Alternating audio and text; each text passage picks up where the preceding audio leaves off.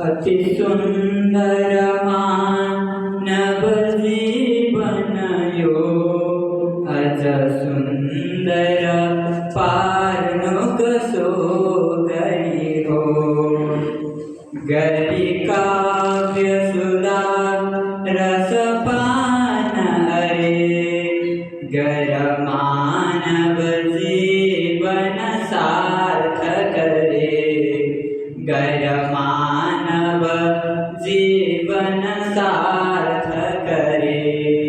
ओम नमो नमः। सभाप्यः सभापतिभ्यश्च मञ्चमा आसीन रहनुभएका सम्पूर्ण व्यक्तित्वप्रति हार्दिक नमन व्यक्त गर्दै साथै आज विमोचन भएको आकाशका जुन कविताका स्रष्टा आदरणीय मातृशक्ति सावित्री खड्गेज्यूप्रति हार्दिक शुभकामना व्यक्त गर्दै म एउटा कविता वाचन गर्ने अनुमति चाहन्छु।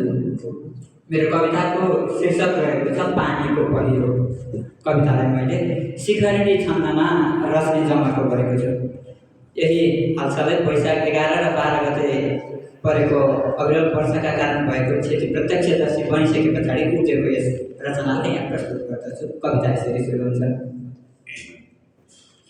शरदको बेला यो गगन भर हेर्दै टहटहा आहा के त्यो राम्रो खुबसित झुलेको लहलहा जहाँ हेऱ्यो उस्तै गतिविधि सबैको रगतमा अहो कस्तो देख्यो विपद अब आयो जगतमा अहो कस्तो देख्यो विपद अब आयो जगतमा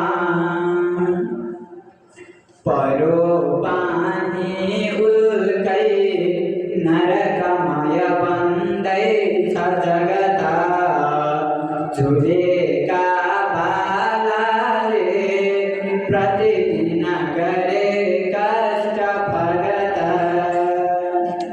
बडा अग्ला डाँडा डुबिकन ढले ती वरपर कठै मेरो आँसु प्रतिपल बहन्छन् तर तर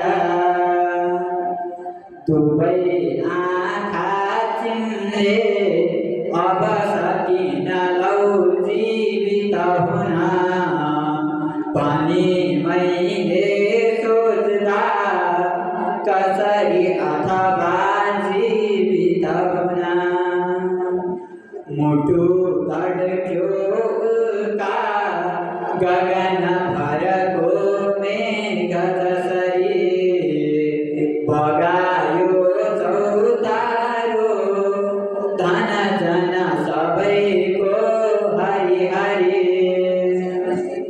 कसैको तन्द्रमा हर किसिमका